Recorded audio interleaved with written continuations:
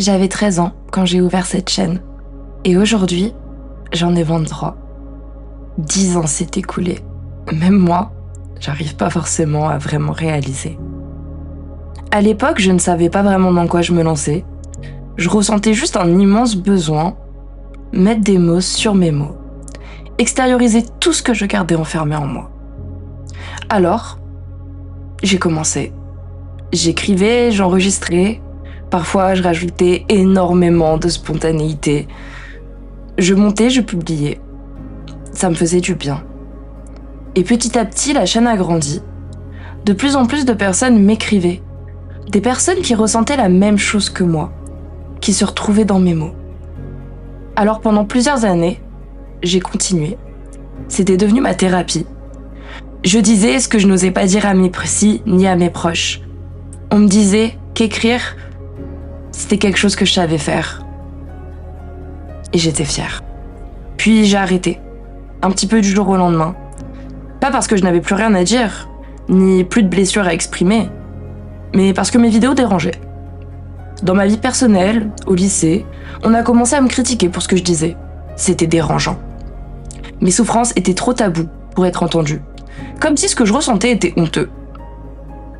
Alors j'ai tout arrêté. Je n'ai plus rien publié, un peu du jour au lendemain. J'ai gardé mes écrits pour moi, en me disant que c'était peut-être mieux comme ça. Mais au fond, moi, je regrettais. Je regrettais énormément.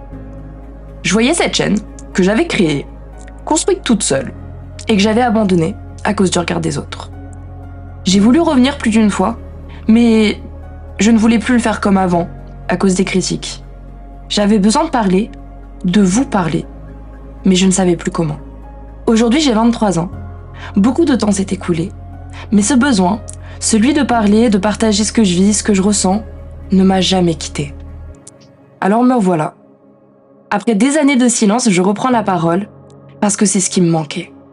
J'ai envie de continuer à aborder ces sujets, la santé mentale, les troubles, la vie tout simplement. Mais cette fois, ce sera un peu différent. Je reviens sous un autre nom, dans un format plus proche du podcast que du texte oral, des sujets plus travaillés, des textes plus préparés, et surtout, un regard plus mûr et plus apaisé. Je sais que vous ne serez pas tous là d'un coup.